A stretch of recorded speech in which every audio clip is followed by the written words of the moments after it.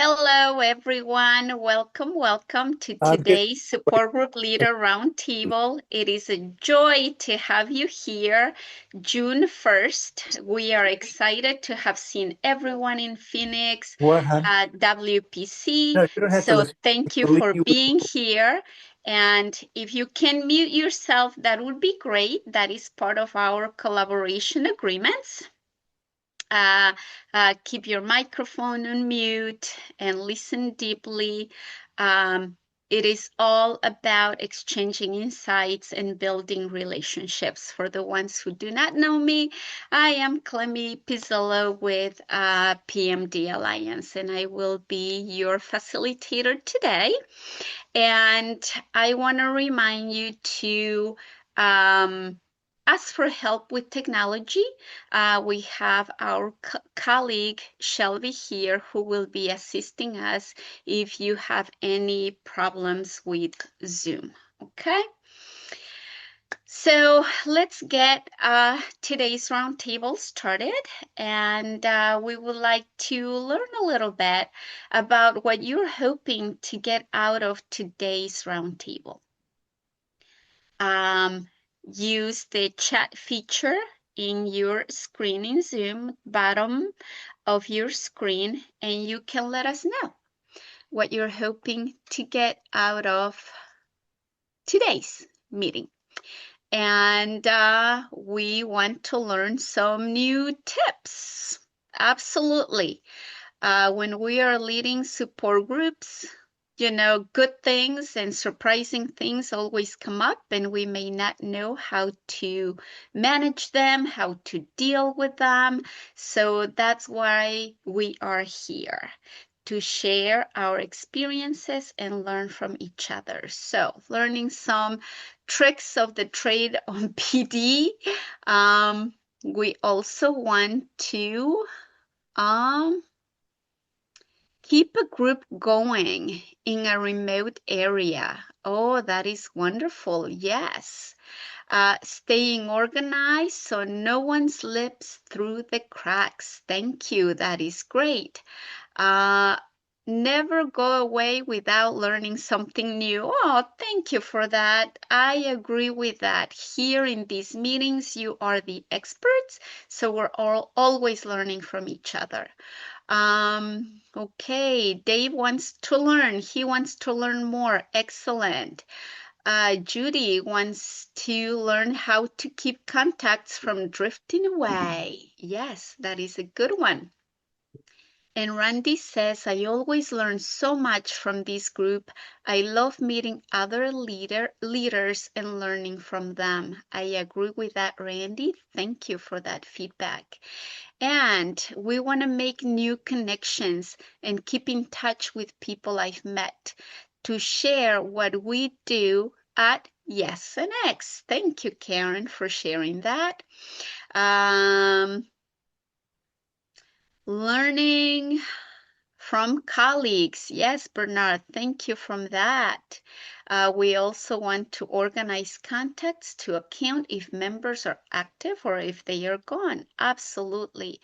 We want to maintain good participation in our support groups. Absolutely. Thank you for that. That's why we are here. So hopefully we are going to accomplish that goal today. So let me continue with the next slide. We also have a poll for all of you today, and we're going to have 6 questions. And Shelby is going to help us with that poll. So, question number 1, where do you keep your contacts? Where do you save those phone numbers or emails? Do you do it in your phone, maybe an Excel spreadsheet, or do you use an app like WhatsApp, or just pen and paper? Take notes. Number 2, how do you usually reach out to people? How do you connect with them? Do you do it by text, email, phone call, snail mail? Who knows? How do you do it? So maybe you have a group app as well. Number 3, when do you follow up with new folks, new members joining the group? Immediately, the same day, or 1 to 3 days, within a week, or only if they reach out, then you respond. Number 4, what challenges do you face when handling member contacts? Staying organized or remembering to follow up, setting boundaries, privacy, time. What challenges do you have? Question number 5, how much contact do you prefer outside meetings? Minimal, occasional, regular, only if asked, only if they reach out to you. And number 6, how confident do you feel in your system? Is it working for you? Maybe your confidence is really high or medium or low, and that's why you're here, because you need to learn a better system. So thank you for sharing your answers. We have about, most of you have responded to questions, and wow, most of you are going with a spreadsheet. That's me too. I love a good spreadsheet. The app is popular as well. Emails, yep. You like to stay in contact via email, and you follow up with new folks 1 to 3 days after you have connected with them. And most of the challenges we face, staying organized, absolutely, and time. I agree with that as well. And how much contact do you prefer outside meetings? Occasional. That is wonderful. And how confident do you feel with your system? Ooh, most of you are kind of in the middle. All right, so thank you for answering those questions and letting us know how valuable this topic is, and that's why you are here. So we are going to end the poll. Yes. It keeps bouncing in and out on me. I haven't been able to fill it in. Really? Yeah. Yeah, I don't know if that would be your internet connection. Maybe. Mine's gone too. It's doing something weird, and I don't know what. I've lost my chat. The same thing happened to me, and there's Greg and a couple other people. It gave us the first couple of questions, and we went to scroll down. It poofed. It pops out, and then it comes back, and then it pops out. So I couldn't fill out past the first two. Okay, so maybe we can maybe try doing it again or something. Can we try doing it again? Yeah, okay. Let's try relaunching the poll. Okay. Thank you, Shelby, for that. Yeah, of course. All right, here it is again. Okay, let's try. Okay, I got 3. Okay. As you scroll. So far. Thank you for speaking up. Thanks Judy. a lot. And I couldn't get into the chat page either, so I had to unmute myself. Do we all need to fill it out again? Oh, no, not all of you, only the ones that couldn't. So yeah, thank you for that. I know that with some Zoom updates, the buttons and everything, the setup of the screen changes, and then we have to be looking for the chat button or the breakout room button. Or maybe the emojis button. Okay. All right. Thank you. I see some of you responded. Yes. Oh, we got more responses. Beautiful. So we're going to leave the poll going, and I am going to move to the next screen, and that is introducing today's topics. And we're going to explore some tools that we can use for managing contacts in support groups. And to share what they do in their groups, we have a very good friend and a regular of our roundtables, and that is Barbara. from Wisconsin. Barbara lives in Cedar Grove, Wisconsin, and she's been running her support group for a very long time. And I just love what Barbara has been doing with her group and doing a Family and Friends Day. And you're going to see all the wonderful things she has to share. And if you want to connect with Barbara or learn more about what Barbara is doing, you can scan the QR code and that will take you to her page. Same thing with our other guest speaker today, regular as well in our support group leader roundtables, and that is Lauren Simmons from Orange County, California. Same thing, if you want to connect with Lauren or learn more about what Lauren is doing with her support group, you can scan the QR code. And I am very grateful to Barbara and Lauren for being here. Both of them are PMD Alliance ambassadors, and I had the joy to see them both in person in Phoenix at WPC. And I am surprised that they are here because I feel like we should be resting and recovering after flying from Phoenix. So thank you for being here, Barbara and Lauren, and take it away. Welcome, Barb. Thank you, Clemmy. I believe, okay. So I have a group of around 65 families and in Cedar Grove, so a pretty big group that I have to keep track of. When somebody calls me on the phone to inquire about our group, this is what I use. I fill out this form here. So the date, who's calling, is it them, is it their child or their spouse, who has Parkinson's, how old they might be, when they were diagnosed, what symptoms, their neurologist, just information that I keep on each person who calls and contacts me with that. Ready, Shelby? This is our, excuse me, name tag chart, because it got a little bit too much to have it on like just a sheet that everybody checks in. So my husband made this. It's just a cardboard display with some twine and clips. And I have somebody in our group make name tags. The blue name tags are for people who have Parkinson's, and the red is for their caregiver. So it's easy at a glance. You can tell which one it is. And then they have the clips or the lanyards. Ready.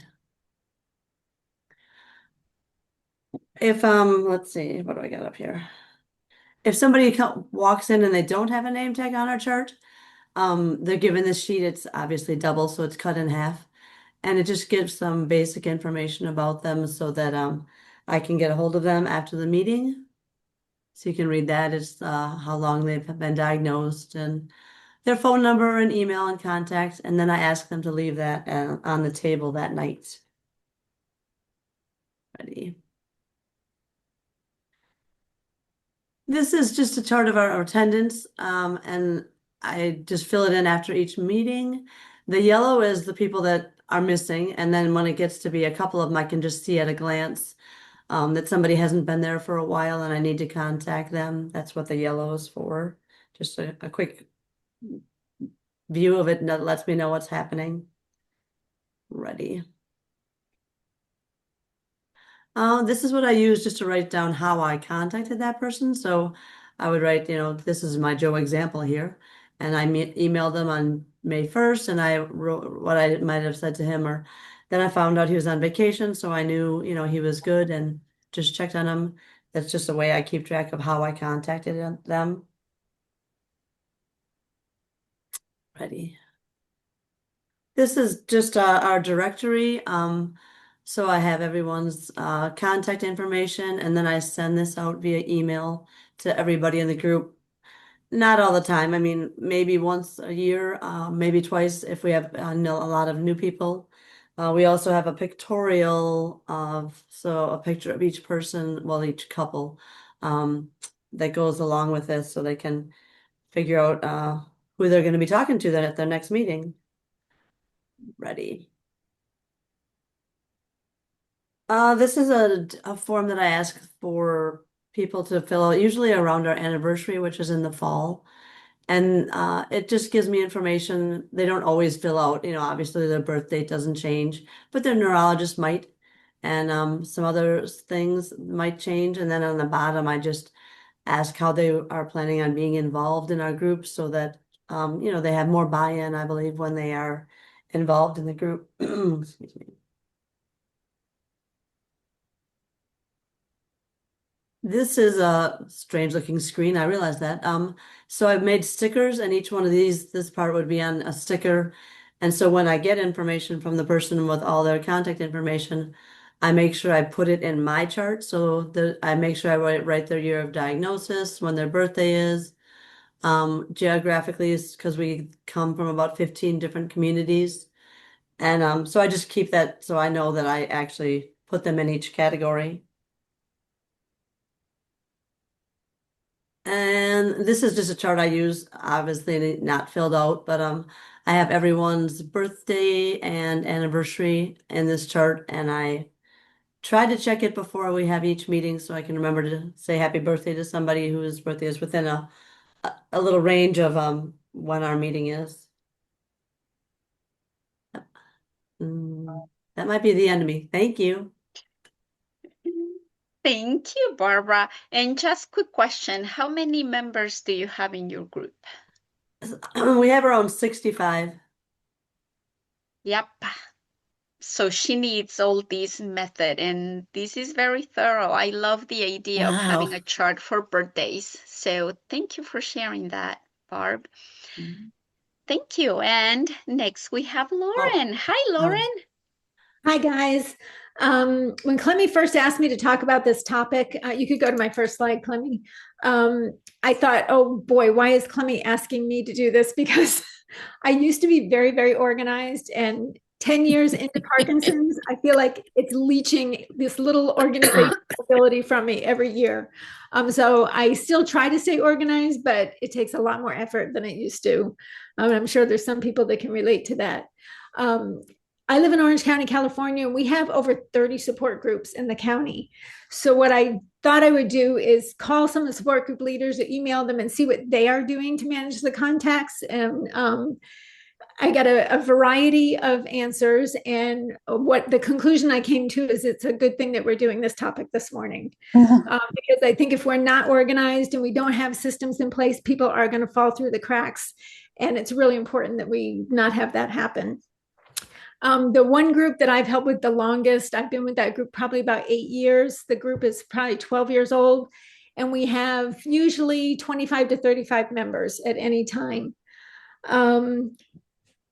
In our county, most of the groups are led by peers or care partners, people with Parkinson's. We do have some, though, that are run by like healthcare systems, who usually have a counselor or a social worker or somebody like that leading the group.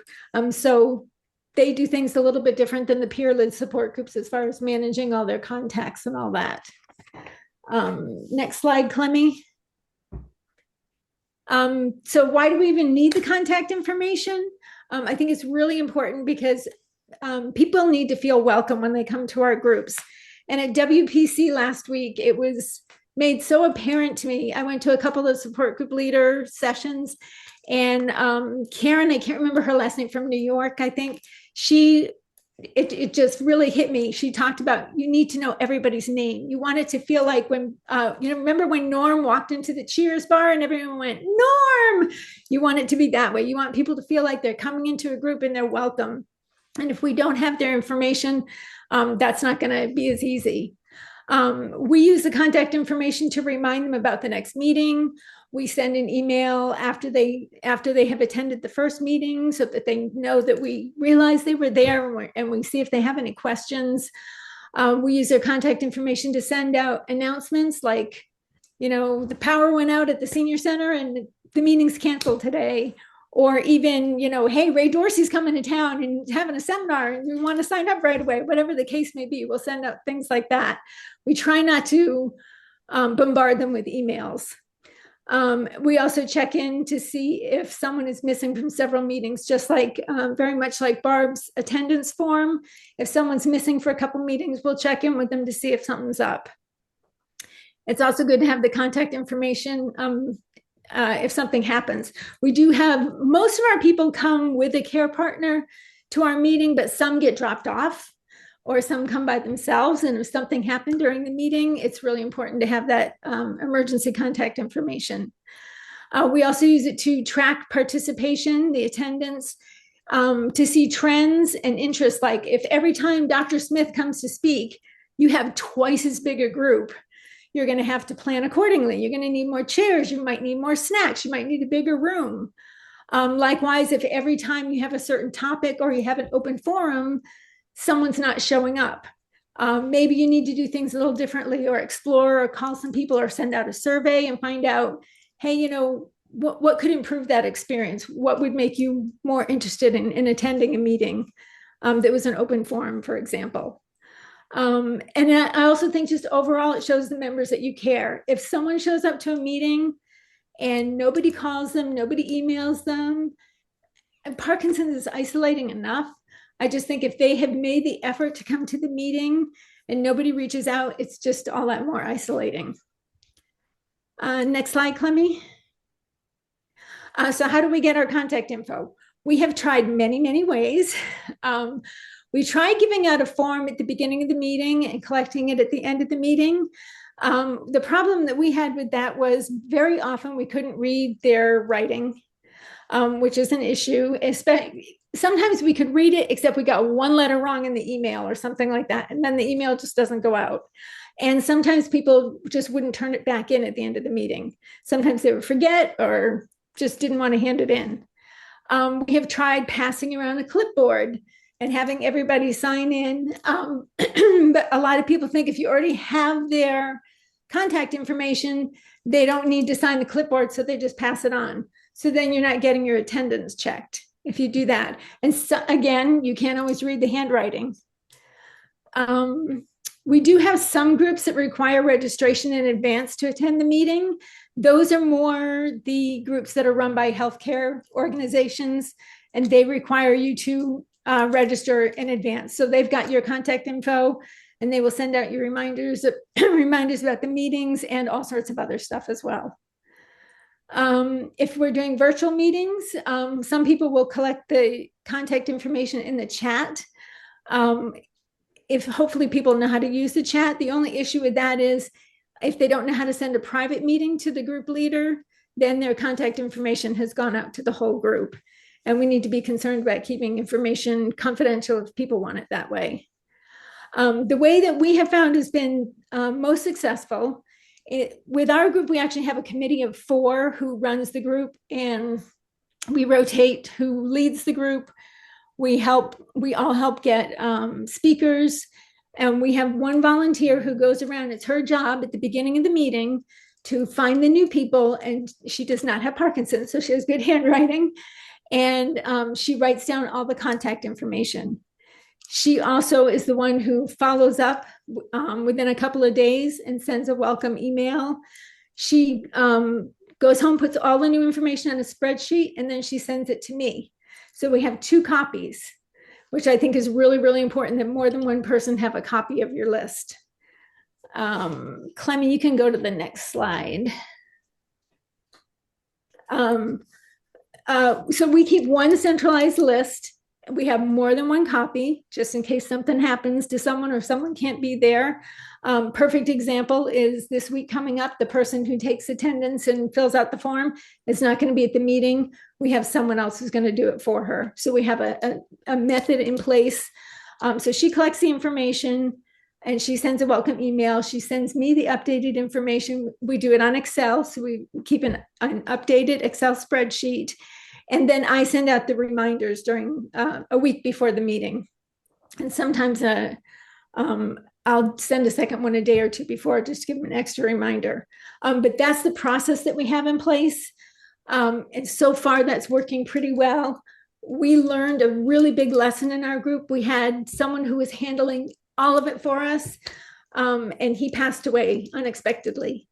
And it really, we've seen our attendance drop, and I think it's because some people haven't been getting the regular emails from that person, and so we're trying to play catch up a little bit.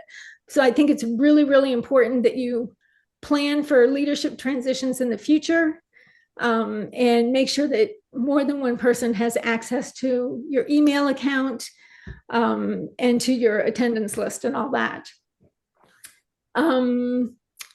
We use, like I said, we use Excel. I know some people are using Google Sheets, they said, or they're using things like Constant Contact or MailChimp. I have used MailChimp in the past, and that's more like a newsletter, which is great if you have the time to put into it, but it does take a little bit more time, I find. I think most people are using just regular email to send out their information and keep in communication with their groups. And I think it's really, really important. We always tell people, because a lot of people don't want to give us their information, especially their phone numbers. They'll give an email, but they don't want to give a phone number.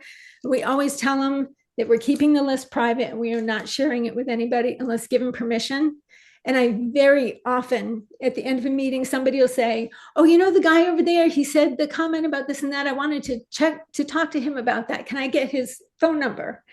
And I won't give it out. I'll just say, I'll talk to him and I'll get you guys in contact. And it's usually fine for them to, share the contact information, not just introduce them over email. But I always ask permission first.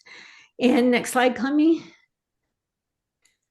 So the ways to communicate with your group, we use email. We just use regular Gmail. I found a lot of support group leaders that are using their personal email account. I do not do that. I have a specific, Gmail's free. I have a specific Gmail account for the support group. So I can easily transfer it over to someone else. Other people have the password and the username and all that so that they can get into the email if necessary. When people email in, I like to get back to them within a day or so. So if I'm going on vacation and I'm going to be unavailable, or, if something happens, I want someone else to be checking that email so that they can get back to them. We have one group that's using WhatsApp, which I'm not super familiar with. I'm part of their group and I get the notices and all that, and it seems to work well. So that's what some groups are doing. I do have some groups using Facebook pages, public or private. I know that sometimes people are trying to get the feel for a support group, and I think it's nice if you have a web presence. It's hard to do a website, but maybe just a Facebook page that has announcements about your group so somebody could see, oh, they're a very educational group. They're a group that has speakers all the time, or if they can just kind of tell the personality of your group from things that are on your page. And like I said, some groups are using MailChimp and Constant Contact. And I had to put Phone Tree on here because even though it's old fashioned and all that, when COVID hit, we did not have phone numbers for everybody. And we found that some people weren't answering their emails, and we really wanted to be in touch with everybody, and we did not have phone numbers. So there is something to be said for collecting phone numbers also. So I think I have one more slide, Clemmy. Just the things to remember. Keep one centralized list. That's what I found works the best for us. Maintain privacy and confidentiality. Track participation, because it's going to help you plan those meetings in the future. And it's going to tell you when someone's missing and you might want to check up on them. And make sure someone trustworthy can access your list and knows what procedures you have in place so that your group can continue on in case you can't do it for whatever reason. And just, I would say, keep it simple and keep it consistent, and that will help in people not falling through the cracks. That's all I got, Clemmy. Thank you so much, Lauren. That was awesome. If you're not familiar with Google Sheets, that is Excel in Google. And it's very easy to share. You can share with multiple people by giving them permission to access it through email. That is very easy to use. So if you haven't used it, I would highly recommend you try it. Okay, so do we have any questions for for Lauren and for Barb? And I saw in the chat a question, Barb, for you that says, does Barb have help with the things she manages? You're on mute, Barb. Do I have help? No. I mean, I have someone that does the snack chart. and I appreciate that. But I do most of the other stuff myself. Okay. Thank you for sharing that. I keep checking the chat. Okay, so if any of you has additional questions, you can type them in the chat or raise your hand, and you can ask your questions to Barb or Lauren, or to each other as well. So in the meantime, I keep checking the chat where Barb, I what do you do see. if you can't be there at a I'm meeting? so, I always have been there. I think I missed one in the first year. But I'm sure I could call on somebody to, get involved to keep track. Okay. Okay, thank you for that question, Lauren. And we have a question from Ashley. Hi, Ashley. Hi. Nice to meet you guys. I am stumbling through a few things recently that I've been trying to figure out. Perspective is I'm breaking the mold. I'm both a patient and I'm dating a person with Parkinson's, and I'm working in a caregivers group, and I'm also working with a group on Facebook where we're trying to bring all the voices together. And it's really interesting because I see so many silos, perspectives where people are coming in with information for like a support group, and I'm struggling with, where is the line between providing support emotionally and education, and providing support to the whole, like both the people, the caregivers and the patients, perspective, because it's a integrated system, right? And so when we're talking to just one piece, we're not addressing the whole problem. We're not addressing because there's two people in there in the room. And so I'm curious if you guys have solved for that, if you have a way that you've handled that, because there's a lot of support groups for one half of the equation, but not the other, or together. So do you have a separate group for care partners? So when I started dating a man, so I'm also cross-generational. So I was diagnosed 10 years ago, and the person I'm dating was diagnosed 20 years ago. Very big difference in access to information. We had PAN up until 2016. I was diagnosed in 15. I had no community, young onset, and we ran into COVID. So this generation that we're moving into, this 10-year marker, which is where a lot of people step up into this ambassador role, like they start leading groups. We are hiding. We're just starting to come out because this 10-year marker seems to be a pivot point where we say we need to start doing something different. We need to, we've been surviving, figuring this out on our own, but we don't have access to all the historic knowledge that exists within our community. And so my mind was blown when Michael introduced me to this caregivers group on Facebook that he created 13 years ago as a favor, when he created one for young onset and for DBS. And I joined as an admin, but and they don't like it that I'm there because I have Parkinson's. And it's interesting because, they're sensitive, but there's also this huge misconception of, what is it like, why are we acting different? Why do we act angry? Why, so the answers that you get in a caregiver, in a support group, it's not always the right answer because you're hearing the things in an echo chamber, right? Like there's no chance. There's no, like somebody just asked a question about apathy. There's no way, I've never figured it out, da, da, da. And some people, it's one person who I've been working with who stayed around because she's a widow. So she got through it all. She's able to reflect back. But I said apathy is actually related to your independence, your lack of independence, your identity, your control, and your purpose. And so when you don't have those things, and you don't have enough information to control, even understand what's happening to you, you have apathy. That's things that we learn as a patient when you have to feel it in your body, and you have to really dig deep to understand how to get through a moment, and how to, it's not motivation. Yelling at us is not going to work. Normal science or psychology doesn't work. And so it's interesting to see the difference. And so it's interesting to see these relationships spiral and just completely collapse because a simple moment is completely misunderstood. One is approached with logic, one is approached with emotion.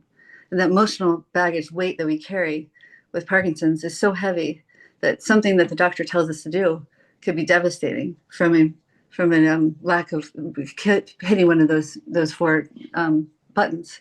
So I'm struggling with, how do we have a productive support group without perpetuating that problem, where we help people move forward and not just say your feelings are valid. Your feelings are valid, but I would like to know my feelings are valid, but also here's what you can try. And I'm curious if like support group leaders like you guys talk about tips and tricks or things like that, or share back findings or things like that. Like I've tested some concepts that are working with people. Like where would I take that? Well, thank you for your observation, Ashley. And that is a big topic that hopefully we can talk about in another roundtable. Okay, sure. Yeah. This one is about managing contacts. So yeah, we try to sorry, kind of stay focused and on topic. So yeah, and also in the breakout rooms that, in a couple of minutes, it's also a topic that you can discuss with your group. So, and thank you. It's such a great observation and gives us content for another roundtable. So I appreciate that. So let's take 2 more questions. And I have Bernard. Hi, Bernard, raising his hand. Hi, Bernard. Hi. Well, apologies. I was going to give a quick response to Ashley, but brief. Ashley, one of the reasons there's so many different support groups is because it's probably not advisable to try to do everything in a single support group. Try to be all things to all people. So most of us veteran support group leaders don't do that. I run multiple support groups. I know many other from the healthcare side, they definitely run multiple support groups. But even the patient leaders, the care partner leaders, we run multiple groups. We do not try to get everything in the one group and bring everybody together. People have, as you mentioned, people have different needs. So I'll leave it at that. You can take it up offline. But the key is not to try to do one size fits all, because all of us can tell you horror stories about that. Thank you for that observation, Bernard. There is, an experienced leader giving his opinion, and it's such valuable information, Bernard. Thank you for that. Karen.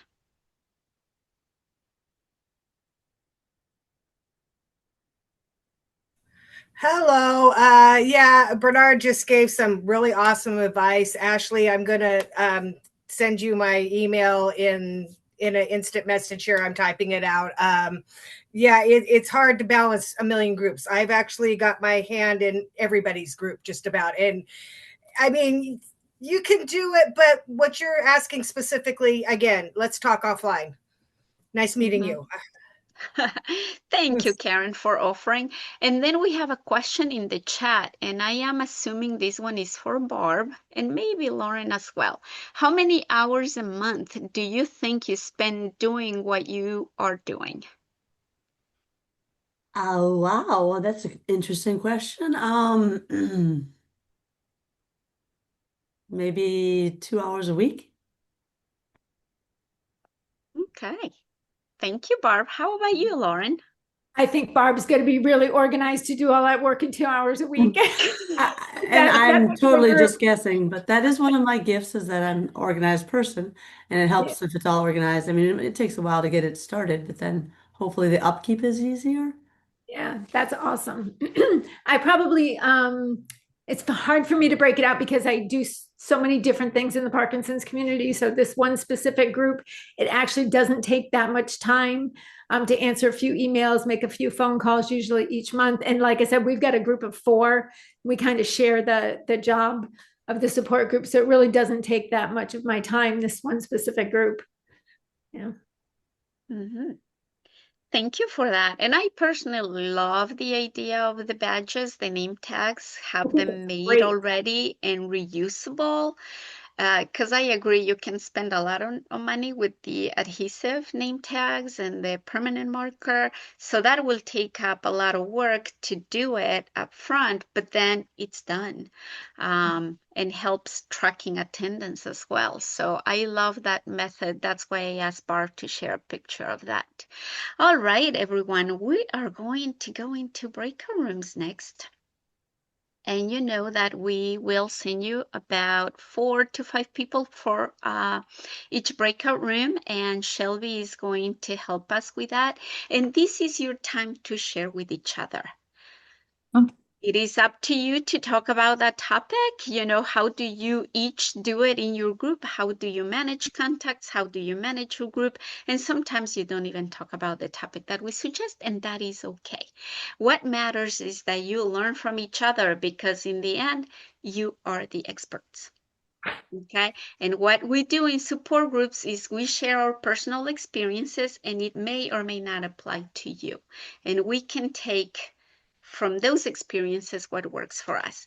So whenever we are ready, Shelby, we can create those breakout rooms, and please assign one person in the room to share back what you learn in the room to share with everyone else when we come back. So we're going to go for about 38 minutes, if my math is correct, but we will be back at 1:20 Eastern time. That it's going to be 10:20 Pacific time.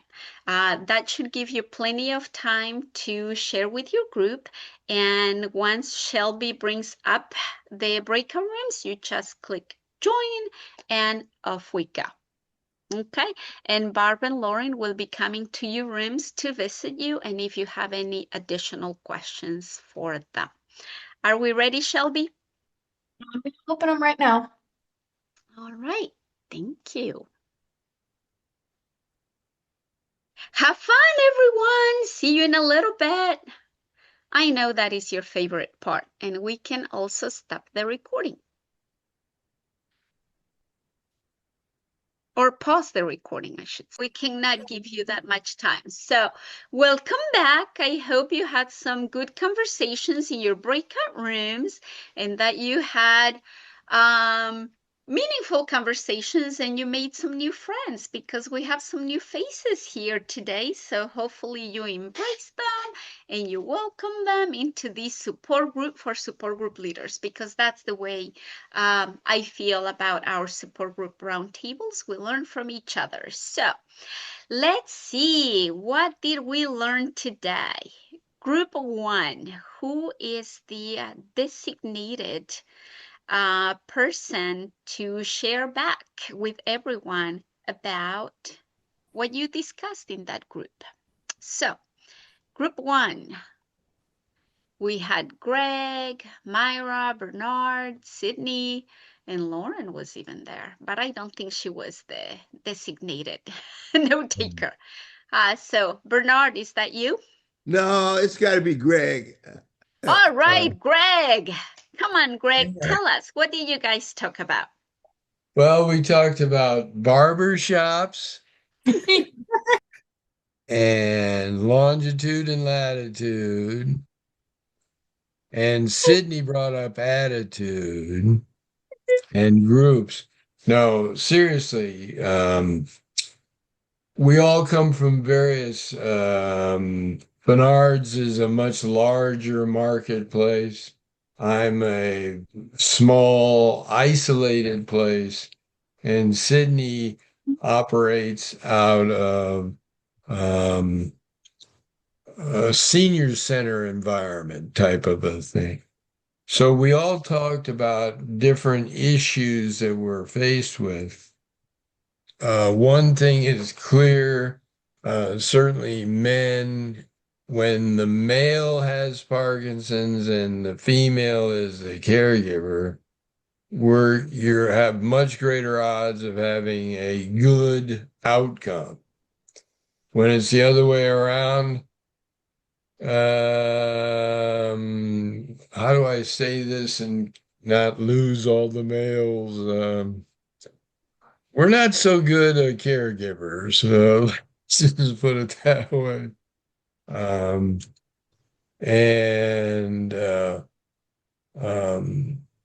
We talked about how we track stuff. Some of us are electronically oriented, some of us are piece of paper oriented. But the important thing is, I think that all of our group would agree, is it's probably going to take several contacts in however you contact people. And it is vitally important not to overwhelm people. Not to start off by saying, can you name the 7 parts of the brain that make up the basal ganglia. No one wants to know that. We'll get to that in good time, but hey, knock it off. Bernard had a great idea. Bernard, tell him about your 8th hour. I Oh think it no, was that you,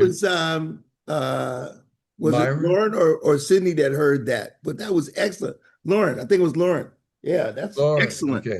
Yeah, Lauren, the floor is yours. Tell us about that. I thought that was a great idea. Yeah. that was one of the things that I learned at WPC. One of the leaders has a virtual group. I think it's all women. And she has a breakout room, just one breakout room. She calls it After 8. And it's for people that are diagnosed 8 years or longer, because sometimes they have issues that they want to talk about that might kind of freak out the newbies. So she just has that one breakout room open and people can go into it if they want to. And I thought that was a great idea, that was really creative. Awesome idea. Mhm. Yeah, so our advice to the whole group is start a barber shop, know where you're at geographically on the earth, know how long you've had, but seriously, people that have just found out they have this neurodegenerative disease tend to really kind of clam up. You have to watch the stigma and the shame and the fear and stuff like that.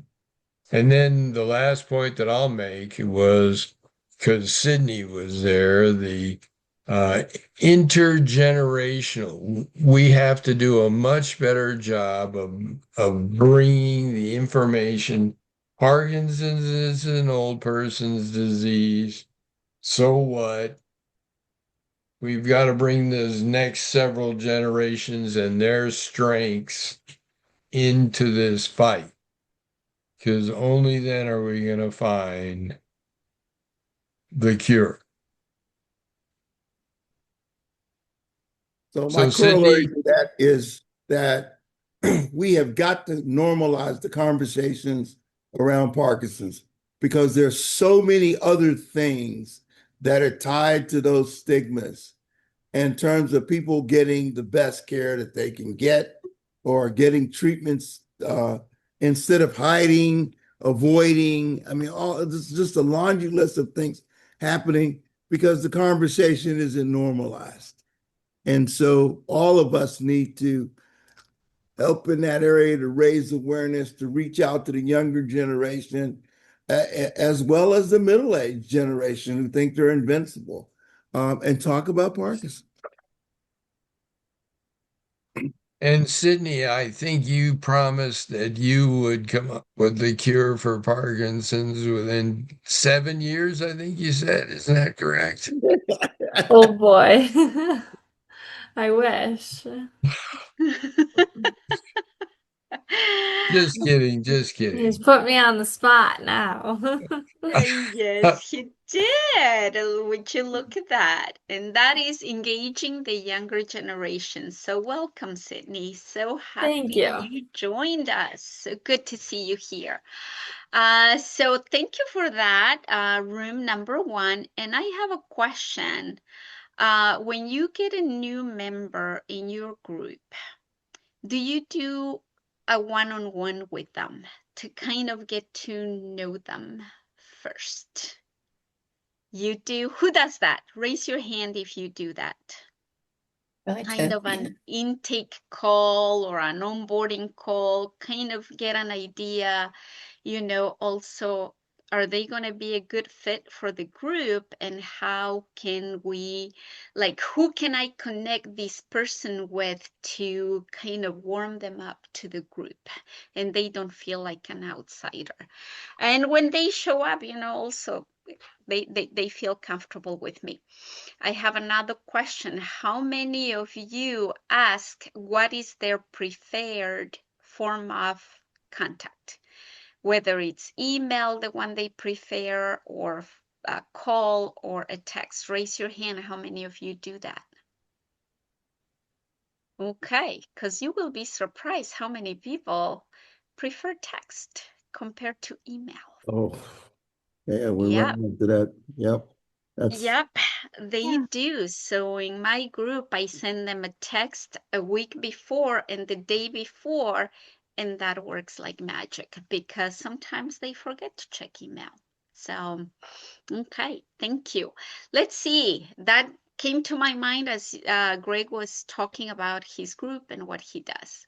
So, group number 2, we had Kelly, Perry, Randy, and Karen. Who's the designated note taker from that group? We didn't designate.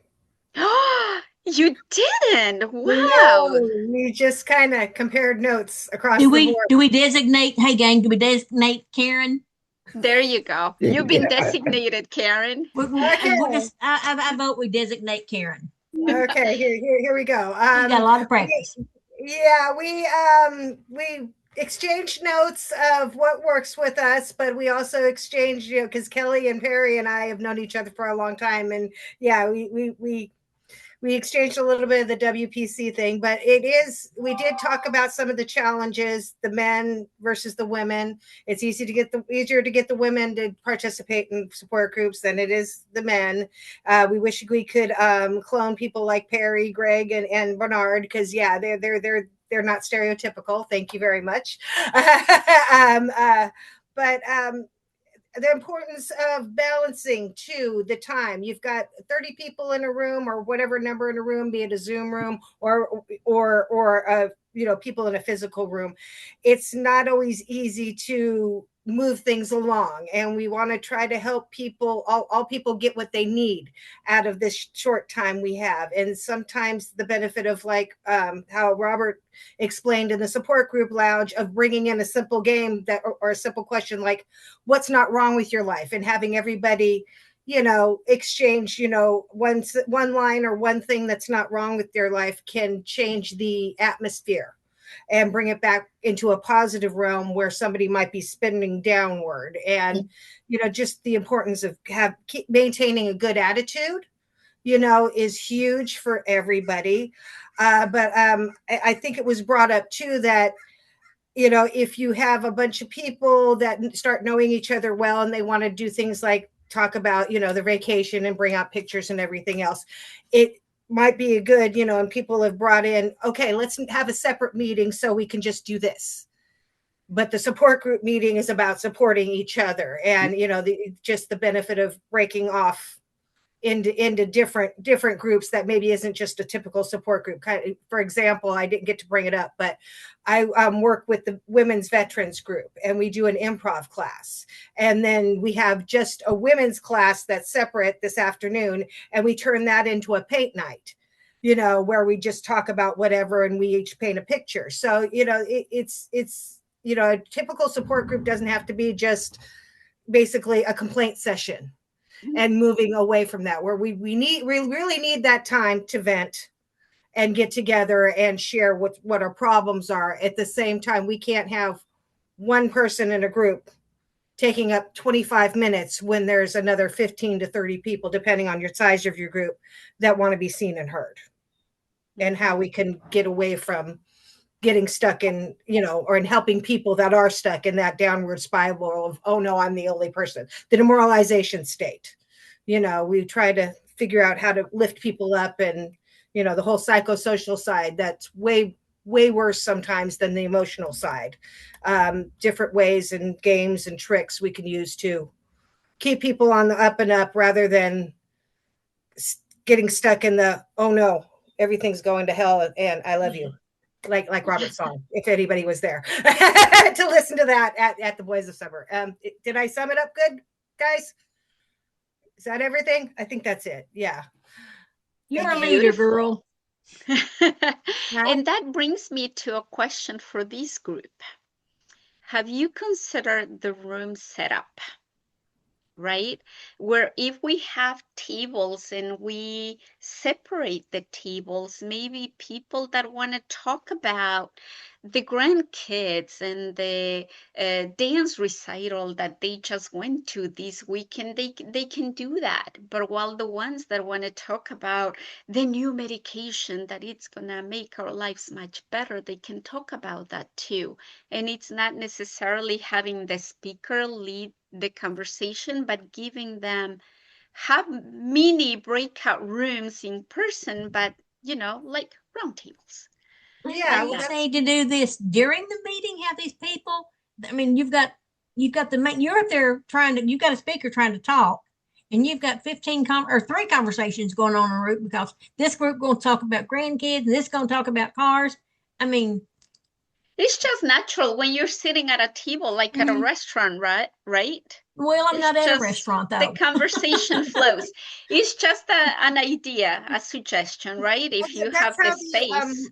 That's how the monthly meetings that was the YOPN, that's now PMD Alliance, that's how those work. We start in a big group and like 50 people have been showing up to those on average. And then everybody makes a suggestion of a room they want, and then we go to the breakout rooms and do that, and then come back to the main room. Yeah, that I see. That I like.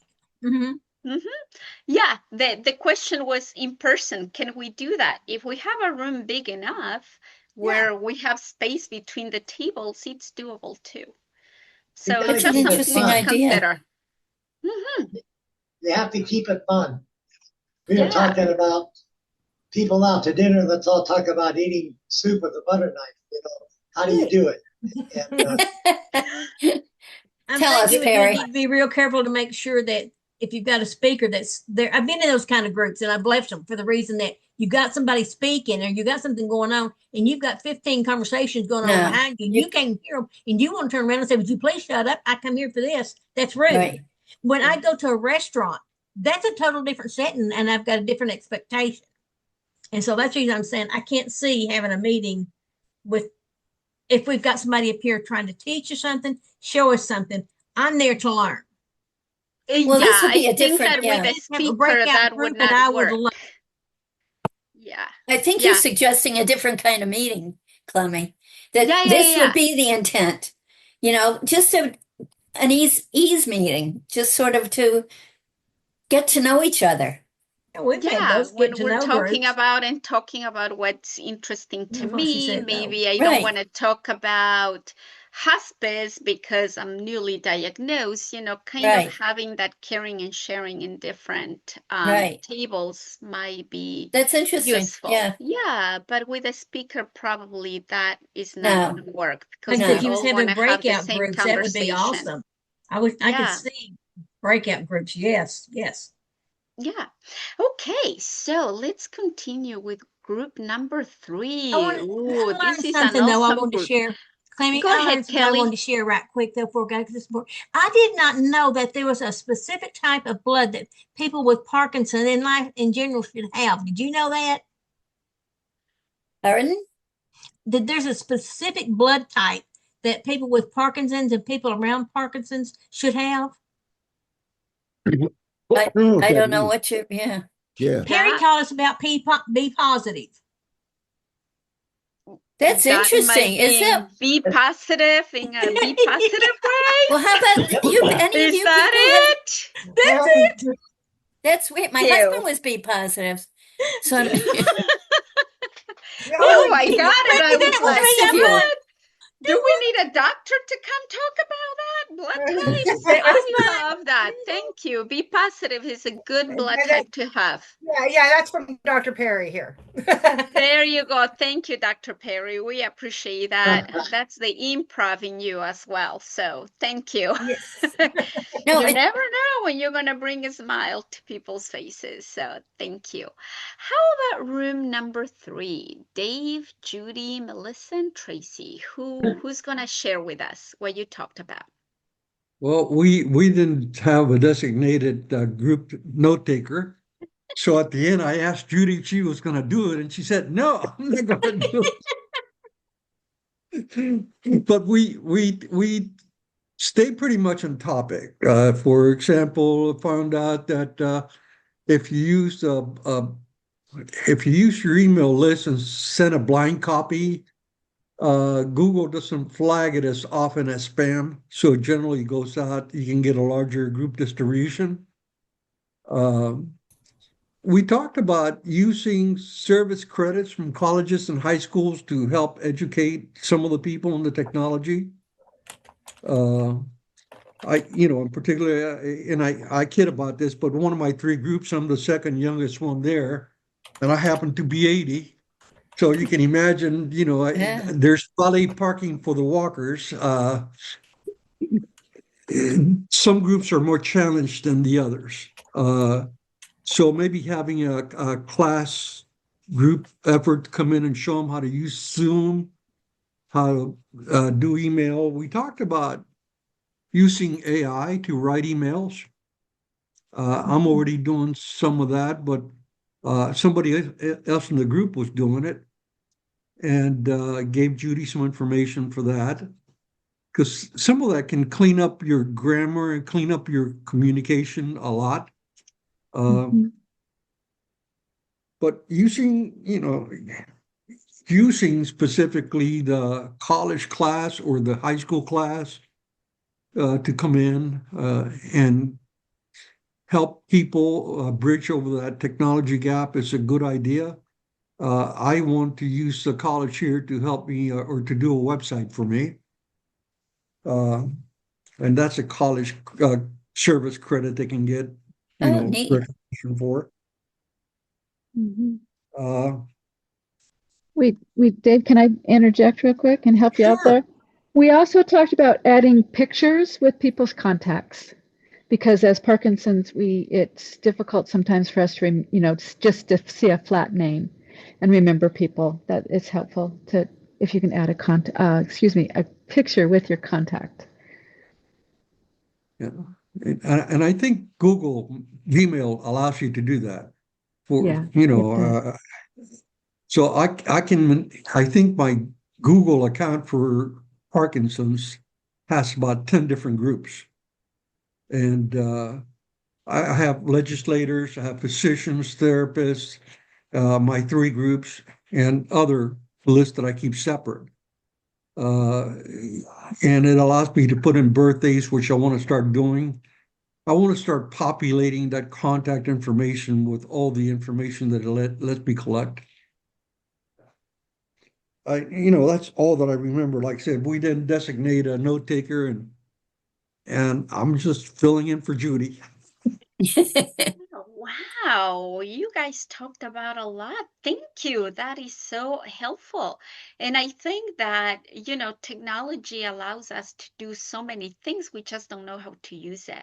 So I love the idea of having, young kids that were born with technology and they know how to use it, to let them volunteer. Like most schools, they require a certain number of community service hours, and that would be a great way, to help us set up a Google email list and clean it up and all that. It's a great idea. I mean, I don't know how to do YouTube, so my kids have to help me with my YouTube channel. Not that is open to the public, but those things, we have people who know how to use it. We just have to ask for help. The libraries, they usually offer free technology classes, and the area agencies on aging as well. They provide free technology classes. So let's take advantage of them and use them. And I agree with AI, if we create the email and we need some cleaning up, ask AI to do it for us and they will do it. I use it a lot when I get long emails, and it helps me summarize and what are my next steps? What do I need to do? So it's very helpful that way as well. So Sydney has her hand raised and she wants to share something with us before we say goodbye. Go ahead, Sydney. I just wanted to piggyback off of what Dave said. We actually recently received a grant from the local college around here, and they are creating us an app to help individuals track their Parkinson's symptoms. And we also do assessments with them because we are a wellness facility, but they're creating an app that anyone can use essentially to help track their symptoms and keep track of things that are going on in their life. So I definitely recommend exploring that option because we just reached out and asked if they had any opportunities like that, and they gave us lots of different ideas. Wonderful. There you go. A great connection, that intergenerational relationship, and raise awareness also. The colleges are great. Go ahead, Myra. I just want to thank everybody. I realize I've been leading a group for it's probably around 20 years now, and I have left off a lot of things over the years. The idea of I used to mark all that, where everybody was, who came when, and I was great at it. And then COVID came, and I got into doing a newsletter, and then I had trouble with the computer and all that kind of thing. And like, I've got to go back and do some of those other things. And thank you. So thank you for pushing me. Thank you. And thank you, everyone, for sharing your expertise, what you are doing with your group, because we can take those ideas that can work for our groups. So this is the collaboration, sharing your insights, learning from each other, and we love having you join us and share with us. Thank you very much for taking the time today to connect with all of us, and we will see you next month. Enjoy your summer and time to relax after WPC. Thank you, everyone. Love you all. Take care. Take care. Bye-bye. Yeah. Thank you.